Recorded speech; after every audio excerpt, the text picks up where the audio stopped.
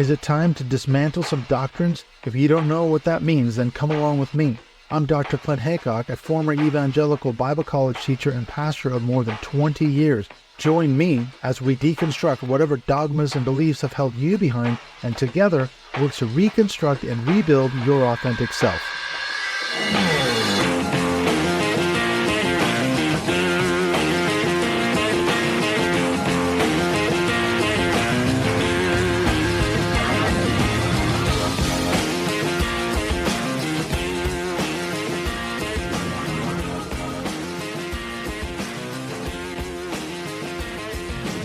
I'm super happy to be welcoming back returning guest, Katherine Stewart. Long time no see, Katherine. Oh, I'm super happy to be. It's great to be in conversation with you again. We always have so much to talk about. It's true. Yeah, it's been a long time. We've been trying to get this recording together for literally months and months and months. There's been one thing and another, but we finally made it happen. I'm really happy about that. Now, we have talked a lot in the run-up to doing this recording. We're going to be talking about your book. I've got it right here. Money, Lies, and God. The subtitle kind of says it all. Inside the movement to destroy American democracy. But since you wrote the book, there's been a lot of things that have happened just in the American scene. I mean, as we're doing this recording right now, Trump has just, well, let's say, arrested Maduro, the president of Venezuela. They did a military action. War is an invasion. What's going on? Are you a bit concerned about what's happening? I'm concerned, but I've been concerned for a long time. I've been following this movement for the past 17 years. And I think the public perception has finally shifted. People seem to finally get it. 17 years ago, when I started researching the religious right and its sort of efforts to infiltrate and undermine public education, Obama was the president. People said, oh, this is just about abortion, same-sex marriage. If we compromise on those issues, maybe they'll go away. And it was clear even then that wasn't the case. This was a political movement. The culture wars were really the tip of the iceberg in a way. They're a way to get the rank and file on board and accumulate electoral support. But it was clear that this movement was anti-democratic from the start. This is really, for a long time, been a political war against democracy itself. And that's what I've picked up on right away. You talk about that in the book, and I sent you some talking points, and I said something like your thesis of your book, your argument is that Christian nationalism is not only anti-democratic, their goal is to destroy American democracy as we know it. I mean, that's a pretty bold claim. Why would you say that? We're seeing it play out before our eyes. This is a war against rational governance with policies that are determined through deliberation based on facts, based on expertise, right? With laws that apply equally to all, including our leadership. We're seeing a war against the rule of law itself, the legitimacy of democratic institutions, our post-war alliances that have provided a certain measure of stability over time. We're seeing a war against the values of equality and pluralism and justice that represent the best of the American promise. We're seeing a war against the balance of powers, against the power of Congress and against the legitimacy of the Supreme Court. It's also a war, in a way, against a certain kind of religion. It's a war on the social gospel and the legitimacy of so many of our own religious institutions. Everything that we're seeing today in the Trump administration was made possible because of the Christian nationalist movement's support for our current president. We've seen unprecedented corruption. We're seeing Trump has enriched himself and his family. I don't know how many billions it is by now. Some estimate 3, others estimate more. This kind of unprecedented self-dealing has no place in a democratic political system. We're seeing the normalization of really hateful racist rhetoric and misogyny and religious bigotry. And all of this is really been, I would say, not just facilitated, but a lot of this was it's really a consequence of the Christian nationalist movement. Something that's really interesting about the movement is, I would say that a lot of people who threw their support behind Trump didn't really expect all of what we're seeing today. But there has been this development of this incredible far-right propaganda sphere or disinformation sphere that has kept that hardcore support willing to accept lies, reframe events as they believe that Trump is fighting for them, even as he's not. He's really just fighting for himself and the oligarchs that he's drawn around him. That's why I'm willing to call this a movement to destroy American democracy. And by the way, it seems determined not just to destroy American democracy, but to export illiberalism around the world. That's one of my concerns. I've been posting a lot on threads about this. I think it's an illegal action in Venezuela, and he didn't have he didn't have Congress's approval. It was against the UN Charter. I mean, you can just go down the line. He's acting by fiat, by whim, and all that. And you think, he's now saying we're going to threaten Colombia, we're going to threaten Cuba, Mexico, Greenland, make Canada our 51st state. So and like you said, this has all been empowered and driven and fueled by Christian nationalism. These are the guys that helped him get back into office the second time. Project 2025, the Heritage Foundation. That's true. They're not really speaking democracy's language anymore, right? They pay some lip service to the Constitution. They're always waving American flags, but in practice, they're ripping the Constitution up. Trump ignores any law and constitutional amendment he doesn't like. They're constantly paying tribute to Western civilization, but at the same time, they're kind of doing everything they can to undermine the post-war Western liberal order. And an interesting feature of this, something that I think the MAGA movement has drawn explicitly from the Christian nationalist movement, is a kind of Orwellian repurposing of the First Amendment. So for decades, when you weren't, for instance, allowed to put a highly sectarian fundamentalist Bible club in public schools, or when people pushed back on it, when they did that, they'd say, you're canceling us, this is against our free speech rights, and they pretended that this was about nothing more than free speech. But now that they have the power, they have zero interest in free speech when it involves someone with whom they disagree. They're out there banning books, canceling words in federal grants, or in federal agencies like socioeconomic and climate science and diverse. They're covering up displays of female soldiers and Black soldiers, eliminating entire fields of science from the federal government. They're Orwellian in the use of the term religious liberty. In their mouths, it really means privilege for people like them and suppression and censorship for people who don't share their viewpoints. And as you mentioned, the Constitution is really clear about the power of Congress to check the president. He needs to get buy-in from Congress to engage in an act of war. But they don't seem to care about that anymore. It's really a head scratcher about what's happened to the Republican Party, isn't it? Think about when Nixon tried to subvert the Department of Justice and it was released on secret tapes. His party, the Republican Party, said, you can't do that. You have to go. And now Trump sort of tweets it out in the morning to Pam Bondi, and nobody in that party really does anything. That's true, yeah. I was watching a segment on the news today, a retired four-star general, and he said basically Congress is supine. And we've seen that for a long time. I mean, the Republican Party's in charge. Trump can do whatever he wants. They'll never push back, except maybe a little bit on the Epstein files. But basically, he did this illegally in Venezuela, and it's crickets from the Republican Party. Well, actually, not just crickets. They're actually praising it. Well done, job well done. Christians are saying, he's God's man. He's definitely God's president because he's saving American lives by going in and removing Maduro and preserving Western democracy somehow. Two things can be true at the same time. Maduro was a terrible leader, right? Yeah. And a lot of Venezuela deserved better leadership than that. On the other hand, I've seen justification for this kind of action with some folks in the sort of Christian nationalist sort of sphere, heads of certain organizations, saying it's justified because Venezuela was an anti-Christian country. Well, a lot of Venezuelans are Christian. I'm not sure what you're talking about there, but yeah.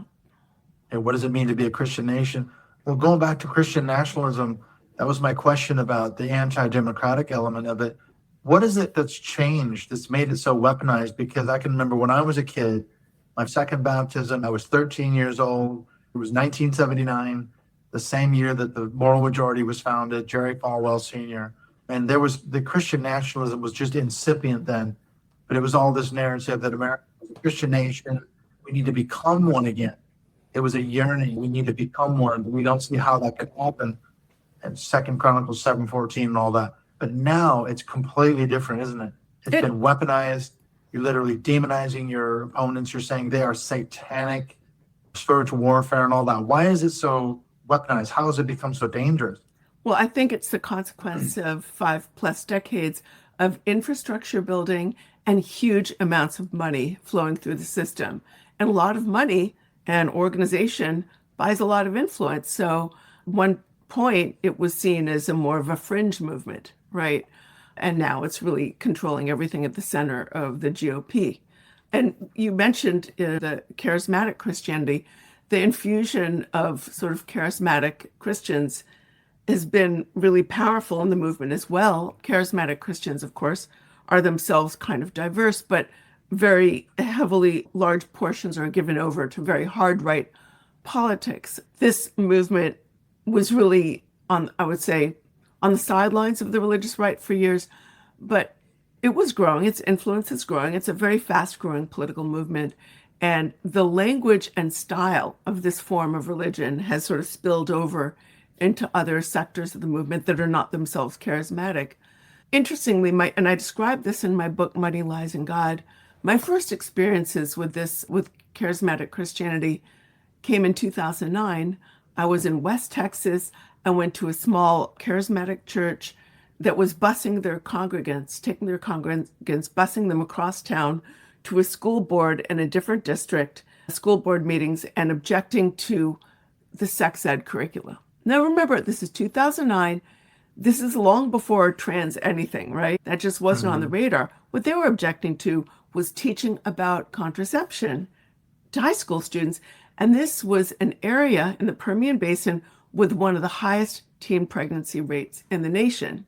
So this sex ed program was trying to help these kids protect themselves against unintended pregnancies. And this church from the other side of town in a different district was busing their congregants over to object to this. Even then, I could see how politically engaged this congregation was. And they were encouraged by their pastors to be very politically engaged in these really concrete ways. And I went to spend I spent a week at the church, went to services. People were very nice and warm and welcoming.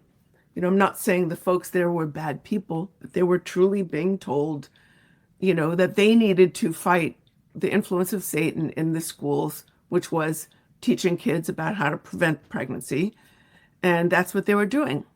And then I always had that in my mind. And then in 2013, I attended a gathering in New York City with about 1,000 pastors, maybe 800 pastors. And it was a gathering of pastors of all these different denominations as well as non-denominational, some of whom were charismatic. And there was a prayer service at one point where the pastor leading the service said, some of you are going to be unfamiliar with what you're hearing. And then some of the pastors at the gathering started at some point in the prayer service were speaking in tongues. And it was a kind of interesting moment. It was kind of a group that was interested in getting involved in the politics of the city, the politics and policy of the city.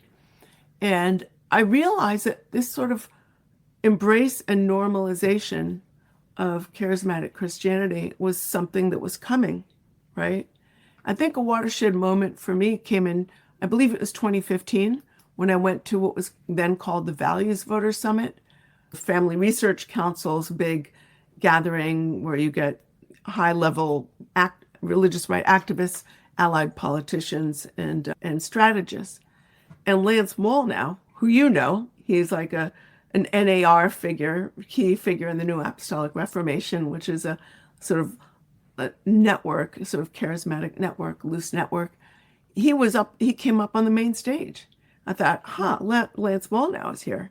So this sector of the movement is really being embraced. And now you hear language of like Seven Mountains Dominionism and a sort of language of spiritual battle, even certain kinds of biblical passages that are incredibly popular in charismatic circles. You hear that in sectors of the movement that are not themselves charismatic. This is something that Matthew D. Taylor talks about. Have you read his book, The Violent Take It by Force?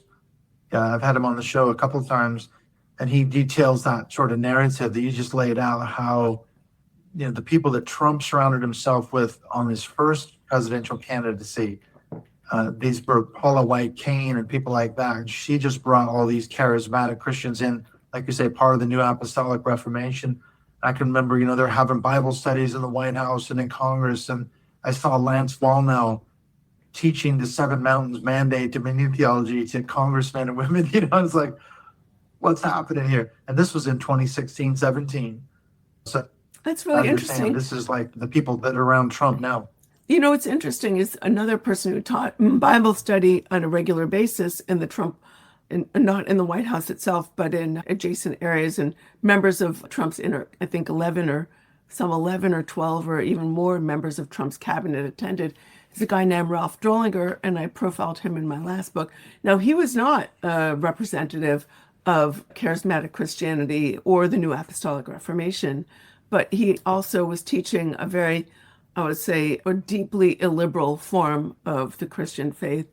And his brand of Christianity is more aligned with that of John MacArthur. He actually attended, MacArthur was one of his mentors. He attended MacArthur's seminary, the Master's Ceremony. Christian nationalism is not just represented by one theology, for sure. There's like a multiplicity of theologies and religious movements involved in the movement overall. But I would say they're more united in their sort of common political ideology. And you mentioned dark money, and this is something you pick up on, I think, in all your books. We've talked about the Good News Club, the Power Worshippers, and now Money Lies in God.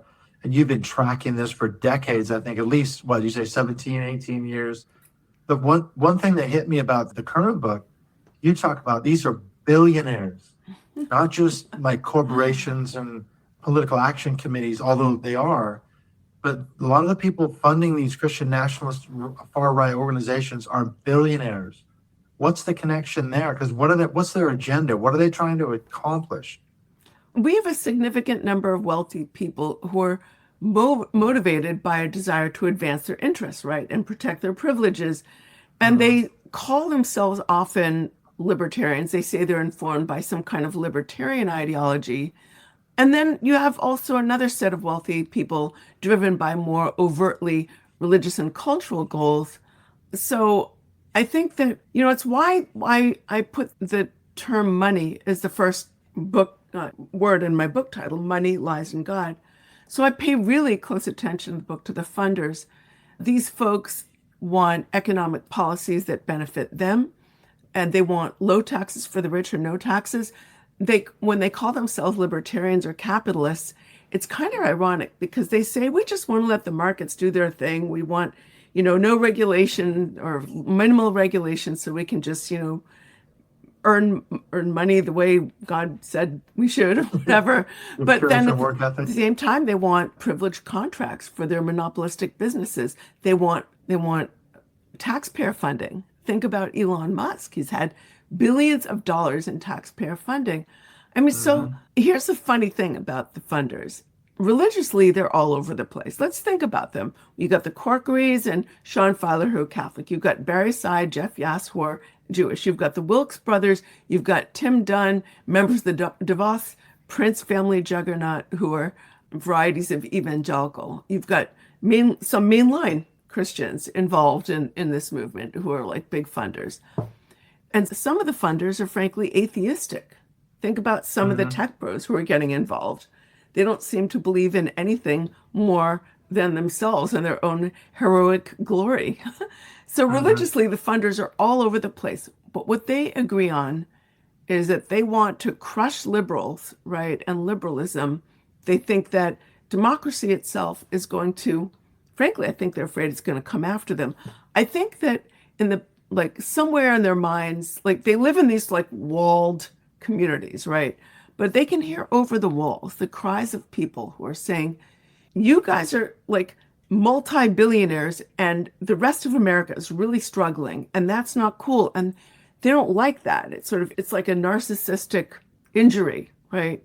So they're drawn to ideologies that are going to justify these massive concentrations of wealth and tell them that they have a right to rule and everyone else has a duty to obey.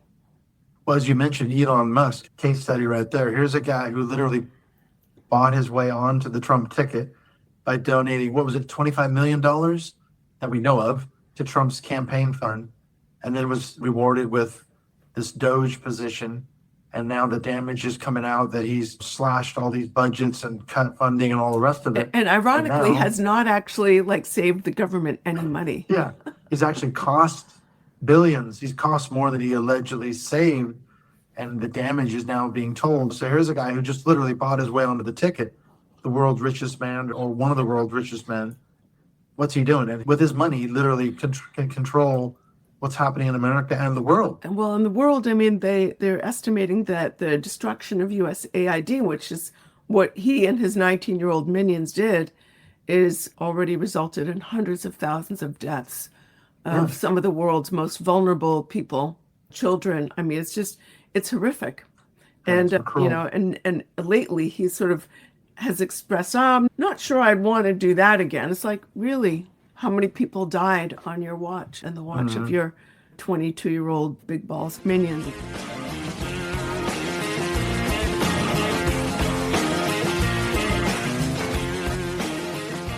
We will be right back. In just a few minutes, we're going to continue this conversation with author Katherine Stewart, talking about her book, Money, Lies, and God. We're going to be getting into Opus Dei as well as Moms for Liberty. And we're also going to touch on some things that Katherine mentions in her book as well. One of the things I'm going to end the episode with is I want to ask Katherine what her predictions are. What does she think the future of American democracy is going forward? And of course, we're seeing this play out in real time. This is the movement, keep in mind, looking at, for example, what's happening in the state of Minnesota. By now, I'm sure you've seen the video, or actually videos, of the murder of Renee Good by an ICE agent there.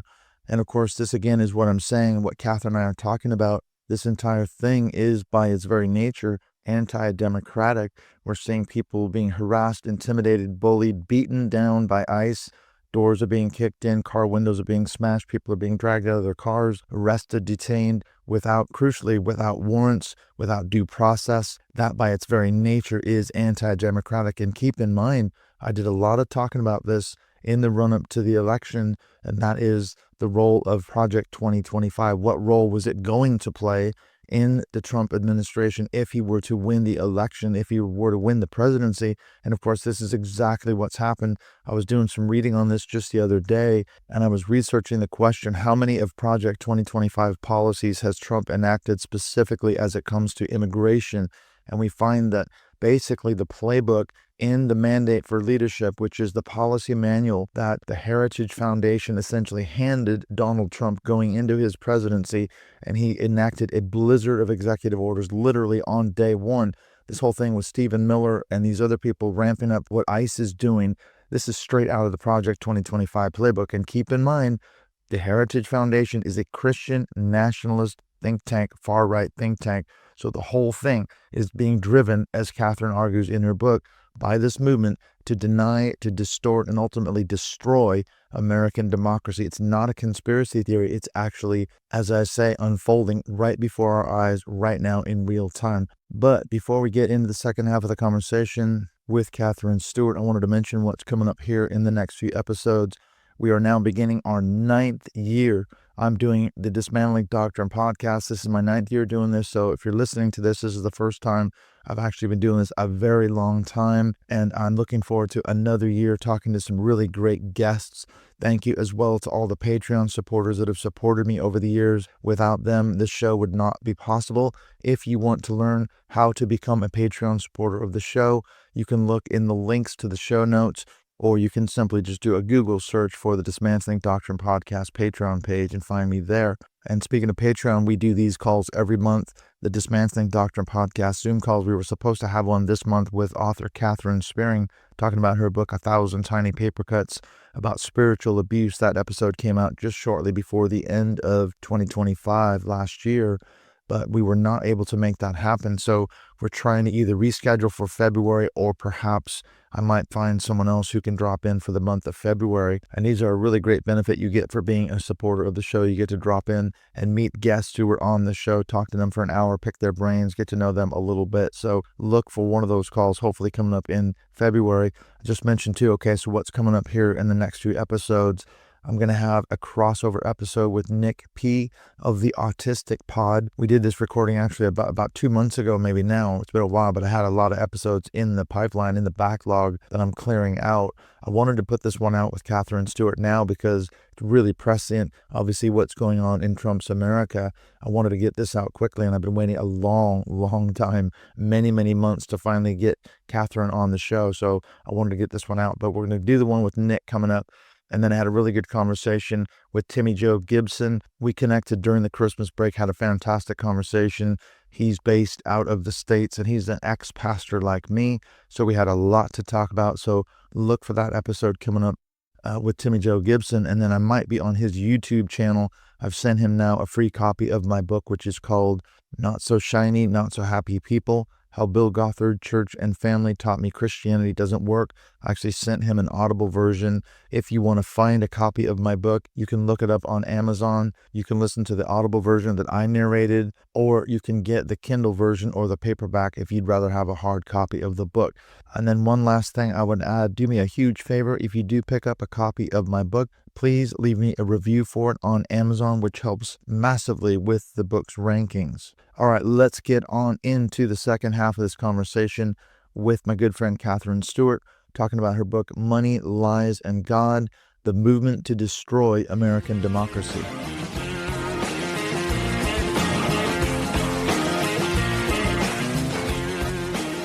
Well, kind of switching gears, you mentioned in the book something I think is really underreported.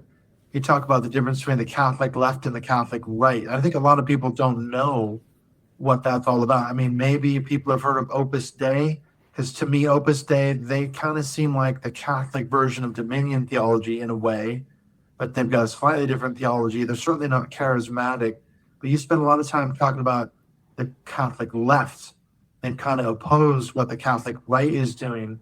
What do you have to say about that? Yeah, the second chapter of Money, Lies, and God is all about this split. And I found two men, both of whom have the last name Bush, but they're not related, and they represent two different sides of this split. Often Christian nationalism and white evangelicals are said to be synonymous, but conservative Catholics play a really critical role in the movement, especially in the leadership categories. So there is really a schism within the Catholic Church right now. A part of the hierarchy is, I would say, far from progressive, but at least it leans to the left on certain issues, particularly economic issues and environmental issues. And the hard right is pushing in really the opposite direction. And it includes direct appeals to the kind of right-wing populism and demagoguery that we see in other parts of the movement, but they also have a really strong alliance with economic conservatives and the so-called pro-capitalist people, like one of the Bushes who I feature in chapter 2, this guy Timothy Bush. But even within the hard right, I think there's a further division, right? There's this old hierarchy that's anti-Francis and probably anti the current Pope Leo XIV, right? Or skeptical at least. It's extremely conservative socially, but it's been weakened a lot thanks to the church hierarchy's collusion and child sex abuse. Those scandals have really diminished the traditional hierarchy's legitimacy, and a lot of rank and file Catholics were really horrified, rightfully, by it, and that weakened the church a lot. So to fill this vacuum, you've got these super wealthy Catholics who, like Tim Bush, or I name a whole bunch of them. Sean Filer is one. You've got the head of Domino's. There's a whole bunch of them that I name in chapter 2 of Money, Lies, and God. And they've stepped in. They're really taking control over not just the funding of church-related activities, but also messaging. EWTN, which is, they call it the Fox News of the Catholic world, it's like a big broadcast network, has become really hard right. And a lot of the board members are kind of members of the laity who are themselves very ultra-conservative and want to make sure that that's how the platform is messaging. Again, they're like many of the other funders, they love this ideology that's going to have their wealth validated and increased while they're here on earth.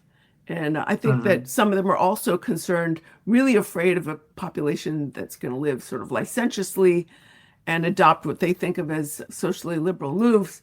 So the cultural and religious goals can be part of that, but the economic goals are woven through and through. And like you say, it is anti-democratic, isn't it? Catholic billionaires pushing an agenda. Well, I think you mentioned Leonard Leo in the book. You talk about him, don't you? Because he's a Catholic, isn't he? The Federalist Society. Yeah. Here's a guy that's had a long-standing agenda to put not just conservatives on the benches of various levels in American courts, but specifically Catholic judges. And of course, Amy Coney Barrett, Neil Gorsuch. I mean, a lot of the guys that we saw, they're Catholics, aren't they, on the Supreme Court? Not Gorsuch, but Kavanaugh, I think, is a Catholic, isn't he? Leonard Leo has played an outsized role in shaping the courts, and he's been known as a money man at the religious right for quite some time. And earlier in the first question you mentioned Opus Dei, I just want to put in a plug for my friend Gareth Gore's book, Opus, which is all about Opus Dei. He's really an interesting book, and you should have him on your show. He is a really fabulous reporter, and he kind of backed into this. The religious right was not on his radar. He's a financial reporter, and he was starting to report out a sort of financial scandal based on one of the Spanish banks, and he discovered the Opus Dei kind of at the heart of what he was looking at. And he wrote this just marvelous book, Opus, and it's worth a read for anybody who's interested in that topic. Yeah, it's a strange one, isn't it? Because I think it comes out of Franco's Spain, the Spanish Civil War, doesn't it? And they were trying to push Catholicism back in the center of Spanish life. And yet now we got guys like William Barr. He was part of or associated with Opus Dei, and he was the Attorney General for Trump. I mean, I think, where are these people coming from? They're in high positions of power. You have another thing in the book that you talk about. I knew about this group called Moms for Liberty. And this is a fascinating one because I came across them a few years ago where they were just seemingly a bunch of good Christian women going into the library, objecting to certain books, objectionable books or whatever.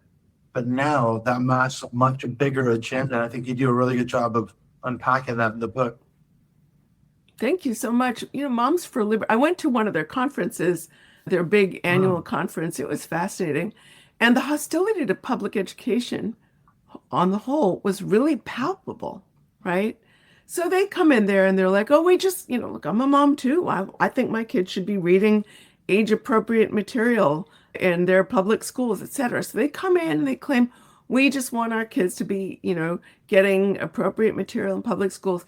But then they're like spreading lies, amplifying some little tiny thing and making it like be the overarching picture where it's like, I'm just thinking, what? I'll just tell you, when my kids had a sex ed curriculum, I was like, oh, I'm just kind of want to look at what they're learning. And I went to the school and went to the principal's office because you can't take it out of the principal's office because, it's, I guess, it's copyrighted. Right. So she's like, yeah, sure, you can look at it. So I looked at it and I realized that there was one line, maybe two lines out of a huge curricula that would occupy maybe a minute, maybe 30 seconds of this entire curricular, maybe that was like, had an issue with. So I was like, great, this is a point where you get to have a conversation with your kid about what you believe or your values or these different perspectives, or you bring in some science or whatever it is. This is what it is to be a parent. You kids in school, it's up to you to be on board with this, but that's not what they're after.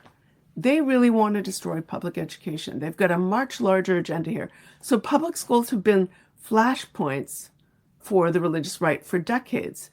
When I started researching this stuff 16 years ago, it was clear that this movement was deeply hostile to the institution of public education, because public schools are really meant to be non-sectarian. They're supposed to teach critical thinking. They teach kids how to get along with other kids, including those of different backgrounds.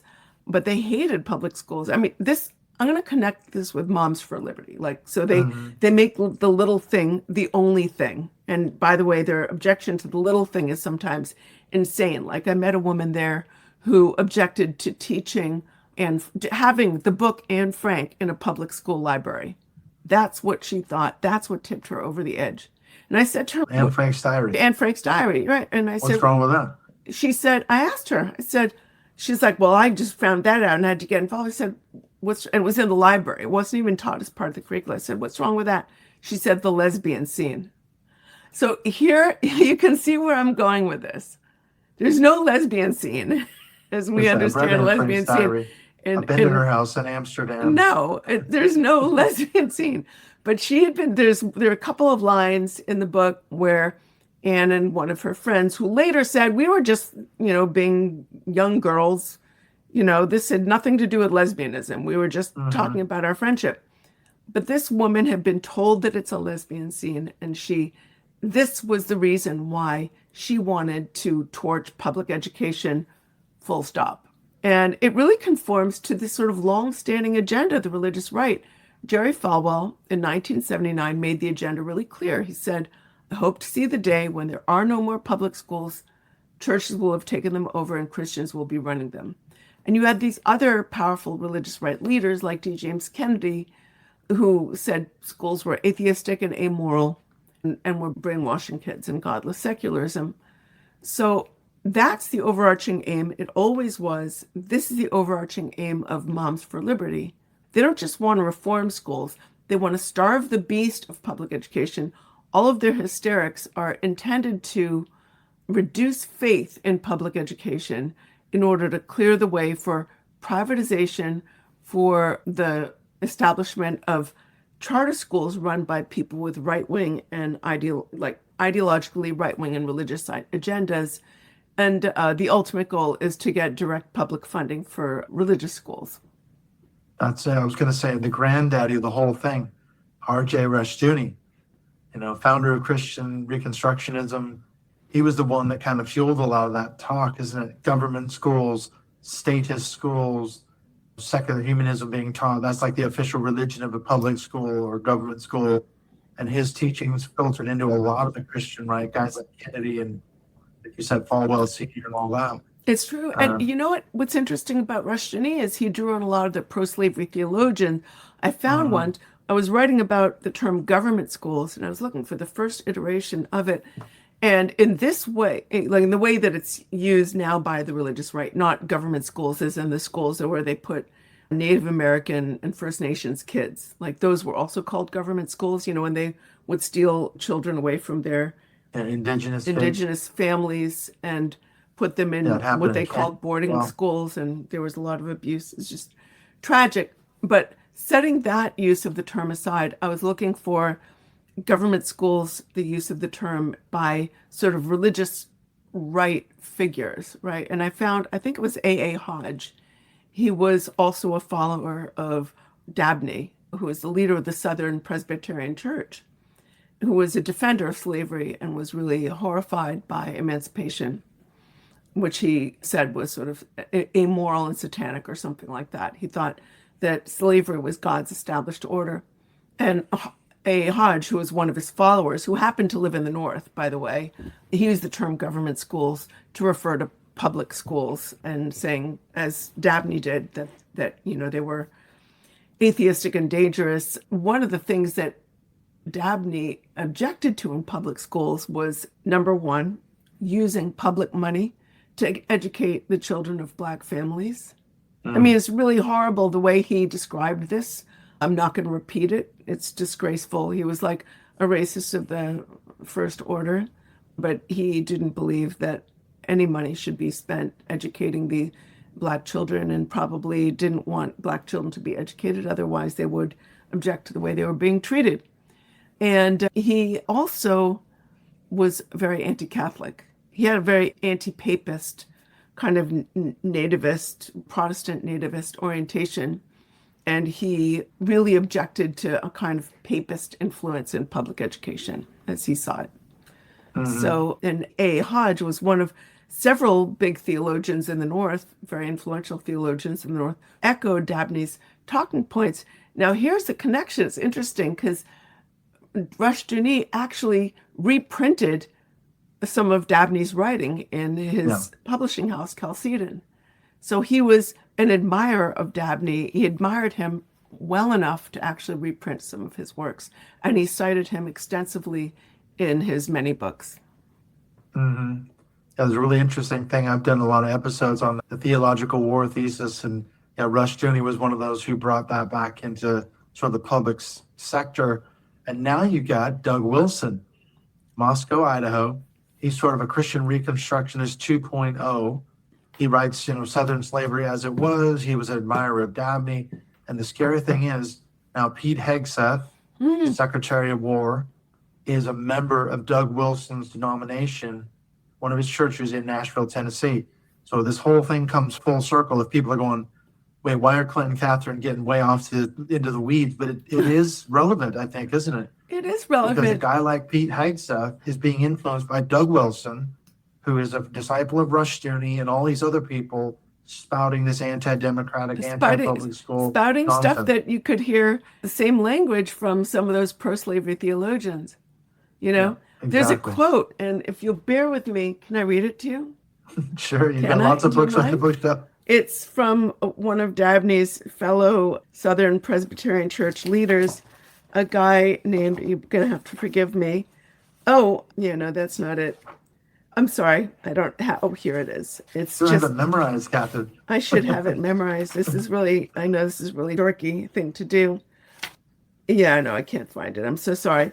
But paraphrase it. Yeah, well, he basically said it was that, the parties in this conflict are between like atheists and communists and amoral people on the one hand, and chaos on the one hand, and ordered liberty on the other, godly governance and ordered liberty on the other. It's a kind of quote that you could hear many religious right leaders saying today, echoing today. It just sounds so modern, and yet it was something that this pro-slavery theologian said, describing the sort of fight over emancipation. He was definitely against emancipation, and it's sort of like the language is the same kind of language you hear today when you hear some of these political leaders or religious right leaders talk about the challenges that we face when people are like, we need to defend our constitutional principle of church-state separation, and they'll come back with something like this, and they just sound like these leaders of Southern Presbyterian Church all over again. 19th century guys like Dabney and others. Well, Thornwell is the guy. I'm so sorry. Yeah, Thornwell. He was Robert another Thornwell. one. Yeah. Yeah, things that they say, because I remember something James Robeson said, I think in 1980, the Religious Roundtable in Dallas, Texas, Ronald Reagan, he said something to the effect of, if necessary, God will raise up a tyrant to save Christianity, to save America. And if that isn't prescient of what's happening with Donald Trump and the evangelical movement in Christian nationalism, it's been a long time coming, hasn't it? These guys have been working toward this for a long time. And you've been doing a really good job for 16, 17 years. Yeah. Enlightening people on what's really happening behind the scenes. Yeah, it's really true. Really true. It's amazing that he said, raise up a tyrant. Yeah, it's unbelievable. He said that. I mean, I know. He could have said that yesterday. I know. And evangelicals are rejoicing. They're glad that Trump is a wannabe tyrant, a wannabe dictator. They think he's God's chosen man. Well, some of them are, for sure. Although, evangelicalism is diverse. They say, Sure. 4 out of 5 white evangelicals voted for Trump, but 1 out of 5 didn't. And, there's a very sort of strong pushback on the part of religious moderates and liberals and progressives. They don't have the money. They don't have the organizational capacity. A lot of them are reluctant to preach politics from the pulpit, of course. But there is a lot of concern amongst more progressive religious communities about what we're seeing today. Well, I need to let you go, but I do have two last questions. One, where do you see all this going? Because we talked several months ago, we've been emailing back and forth, and you were quite concerned, when Project Esther was coming out and things like that. The Trump administration was targeting people. And you said you were actually concerned sort of for your own safety. Well, I'm not concerned about, no, I'm not concerned about my own safety at all. I mean, I'm just concerned about our country. I'm just concerned about our country. Going forward. What I think that everything, domestic policy, foreign policy, the economy, the sort of alliances or strength of our overseas alliances have been, all of that's been broken. America no longer is trusted or respected on much of the world stage. We're seeing huge concentrations of wealth at the very tippy top of the economic ladder increasing, and life just getting more and more difficult for the average American. We're seeing a kind of grotesque violation of our laws, the kind of corruption at the top. The people around Trump appear to be enriching themselves at the public's expense. I'd love to see more reporting on that. But if you look at some of these sort of MAGA adjacent politicians, the money that they had going into their office and the money that they have now, how do they accumulate that as public servants? I think it's deeply, deeply alarming. And I've seen a kind of general coarsening of the culture in general, as the one political party thinks it's absolutely fine to completely dehumanize those who are not on board with their agenda. And I'm often in sort of moderate or liberal spaces where there's a lot of talk about we need to listen to the other side, we need to give them the benefit of the doubt, we need to find common ground, etc. And I don't hear that. I also spend a lot of time, how I do my research. I go to religious right conferences and strategy gatherings. I hear a lot of demonization and talk of war.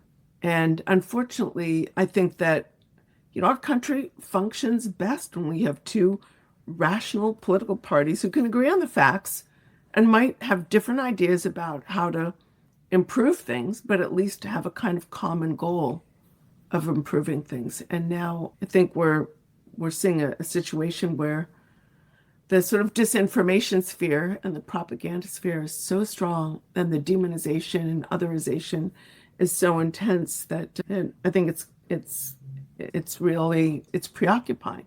So my concern is not at all with myself. My concern is really with our country and our country's future. Yeah, the implications for the world. This is what I've been posting on Threads. Okay, Trump's invasion of Venezuela. What's the implications for other strongmen, guys like Putin and Xi in China? We have no moral high ground left. Think about the fact that, you've got this ICE that's sweeping up people, many of them American citizens, an overwhelming majority who have never been accused of any crime. According to Bloomberg, neither internationally nor domestically. And, being sent to gulags. I mean, this is just not okay. Yeah. And that's America. Yeah. It's a scary time. Now, the last question then is, okay, the book is Money, Lies, and God, Inside the Movement to Destroy American Democracy. It's been out for a few months now. How can people get a hold of you if they want to talk to you, want to get more information about what the research is and thank you so much. Yeah, my website is katherinestewart.me. My email is goodnewskatherine@gmail.com. You can reach me through my website, or if you look on my Blue Sky, which is katherinestewart.bluesky or something, you'll see my email there. And thank you so much for the conversation, Clint. It's always great to connect. Yes, thank you so much, Katherine. I'm glad we finally made this happen. Enjoy your day, and I will speak to you again. I don't want to make it another 2 years. We always say that, okay. But then somehow ends up being that way. But let's keep in touch. Okay, sounds great. Thank you.